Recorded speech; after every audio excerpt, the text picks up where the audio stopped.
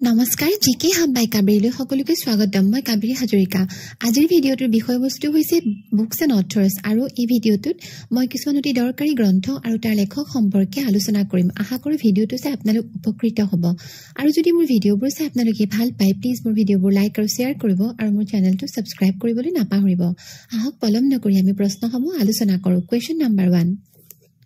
Who among the following cricketers has authored the book Straight from the Heart and Autobiography? তলত কেইজনমান ক্ৰিকেটাৰৰ নাম দিয়া হৈছে আৰু সেই ক্ৰিকেটাৰ কেইজনৰ ভিতৰত কোনজন ক্ৰিকেটাৰে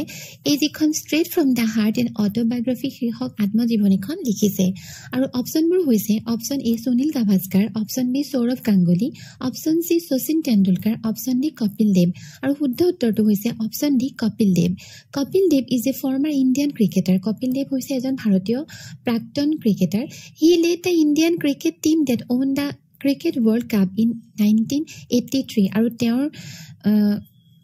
অধীনতে 1983 চনত ভাৰতীয় ক্ৰিকেট দলটোৱে ৱৰ্ল্ড কাপ ক্ৰিকেট জিকিবলৈ সক্ষম হৈছিল His nickname is the Haryana Hurricane আৰু তেওঁৰ নিকনেমটো হৈছে the Haryana Hurricane Next question Playing It My Way is an autobiography of which of the following personalities? Playing It My Way এখন হৈছে autobiography অৰ্থাৎ আত্মজীৱনী আৰু এই আত্মজীৱনীখন তলত দিয়া কোনজন ব্যক্তিৰ আত্মজীৱনী আৰু কোনজন ব্যক্তিয়ে লিখিছে অপচনবোৰ হৈছে option A Kapil Dev option B Sunil Gavaskar option C Sourav Ganguly option D Sachin Tendulkar আৰু শুদ্ধ উত্তৰটো হৈছে option D Sachin Tendulkar Playing It My Way is an autobiography by Sachin Tendulkar known as the God of Cricket আৰু এই Playing It My Way এই অটোবায়োগ্ৰাফিখন শচীন তেণ্ডুলকাৰে লিখা আৰু তেখেতৰ আত্মজীৱনী আৰু শচীন তেণ্ডুলকাৰক God of Cricket বা ক্ৰিকেটৰ ভগৱান বুলি জনা যায় The book was released on 6 November 2014 আৰু এই গ্ৰন্থখন প্ৰকাশিত কৰা হৈছিল 2014 চনৰ 6 নৱেম্বৰ তাৰিখে Next question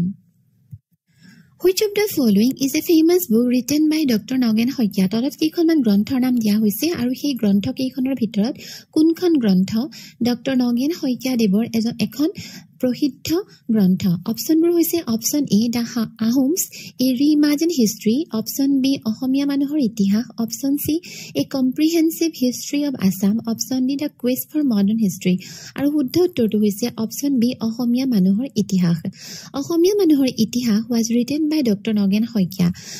and it was published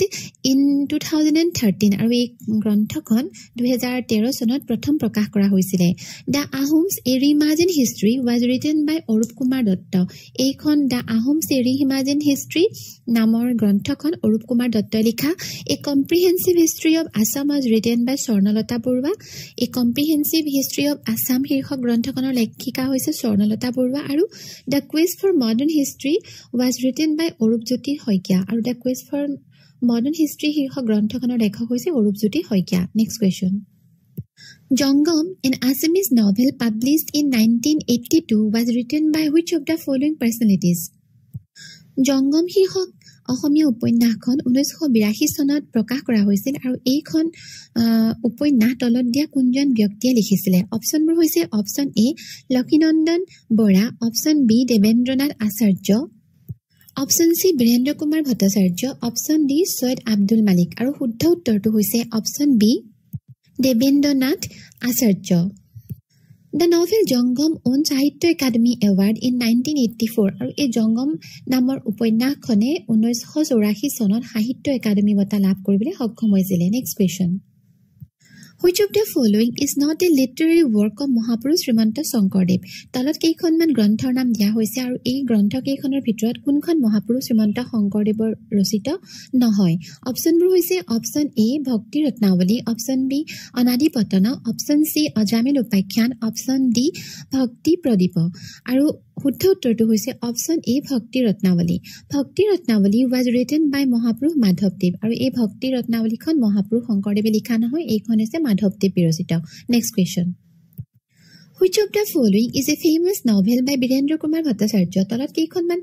novel অৰ্থাৎ উপন্যাসৰ নাম দিয়া হৈছে আৰু তাৰে ভিতৰত কোনখন উপন্যাস বীৰেন্দ্ৰ কুমাৰ ভট্টাচাৰ্য দেৱৰ ৰচিত এখন অতি প্ৰসিদ্ধ উপন্যাস অপশ্যনবোৰ হৈছে option A Patal Bhairavi option B Yaruingam option C Aghari Atmar কাহিনী অপশ্যন ডি মিৰি জীয়ৰী আৰু শুদ্ধ উত্তৰটো হৈছে option B Yaruingam published in 1960 was written by Birendra Kumar Bhattacharya Yaruingam উপন্যাসখন 1960 চনত প্ৰকাশ কৰা হৈছিল আৰু এইখনৰ লেখক আছিল Birendra Kumar Bhattacharya The novel received Sahitya Academy Award in 1961 আৰু এই উপন্যাসখনে 1961 চনত সাহিত্য একাডেমী বঁটা লাভ কৰিছিল পাতাল Bhairavi was written by Dr. Lakshminandan Bora পাতাল ভৈৰৱী ডক্টৰ লক্ষ্মীনন্দন বৰাই লিখা অঘৰী আত্মাৰ কাহিনী was written by Syed Abdul মালিক অঘৰী আত্মাৰ কাহিনীখন সৈয়দ আব্দুল মালিক দেৱৰ ৰচিত আৰু Miri Jiyori was written by Rajanikanta Bordoloi আৰু মিৰি জীয়ৰী উপন্যাসখন ৰজনীকান্ত বৰদলৈ দেৱে লিখা next question Yogini Tantra was written during which of the following period? Yogini Tantra যিখন এখন গ্ৰন্থ এইখন তলত দিয়া কোনটো সময়ত লিখা হৈছিল হেতু বাছিব লাগে অপচনবোৰ হৈছে option A 11th century option B 5th century option C 10th century option D 14th century আৰু শুদ্ধ উত্তৰটো হৈছে option D 14th century Yogini Tantra was written between 14th to 17th century Yogini Tantraখন 14 শতিকাৰ পৰা 17 শতিকাৰ মাজভাগত লিখা It is a tantric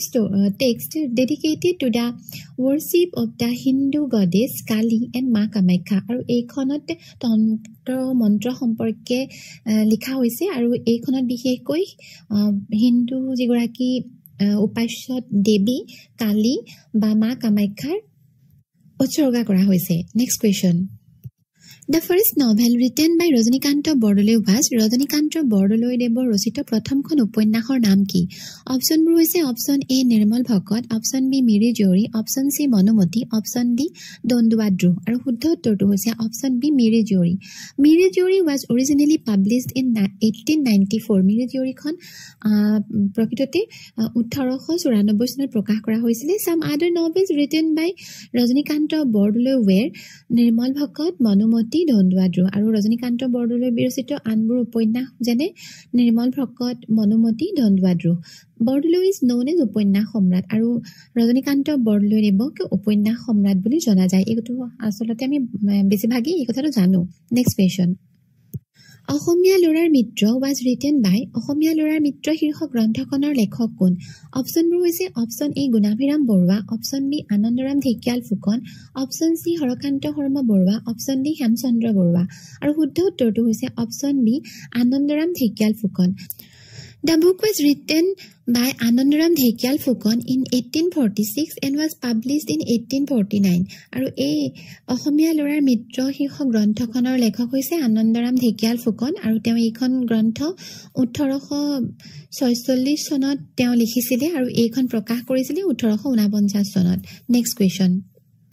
Poverty and Un-British Rule in India was written by which of the following personalities? Poverty and Un-British Rule in India এইখন এখন গ্ৰন্থৰ নাম আৰু এই গ্ৰন্থখন তলত দিয়া কোনজন ব্যক্তিয়ে লিখা অপচনবোৰ হৈছে option A Mahatma Gandhi option B Sarojini Naidu option C Dadabhai Naoroji option D Jawaharlal Nehru আৰু শুদ্ধ উত্তৰটো হৈছে option C Dadabhai নৰজী The book was written by দাদাভাই নৰজী and the book was published in 1901 AD এই গ্ৰন্থখনৰ লেখক হৈছে দাদাভাই নৰজী আৰু এই গ্ৰন্থখন প্ৰকাশ কৰা হৈছিল 1901 চনত দাদাভাই নৰজী was known as the Indian Gladstone and Grand Old Man of India দাদাভাই নৰজীক ইণ্ডিয়ান গ্লেডষ্টন বুলি জনা যায় আৰু লগতে grand old man of India বুলিও জনা যায় বন্ধুসকল আজিৰ ভিডিঅ'টোত ইমানেই আশা কৰোঁ ভিডিঅ'টো চাই আপোনালোকে ভাল পালে আৰু যদি মোৰ ভিডিঅ'বোৰ চাই আপোনালোকে ভাল পায় প্লিজ মোৰ ভিডিঅ'বোৰ লাইক আৰু শ্বেয়াৰ কৰিব আৰু মোৰ চেনেলটো সাবস্ক্ৰাইব কৰিবলৈ নাপাহৰিব ধন্যবাদ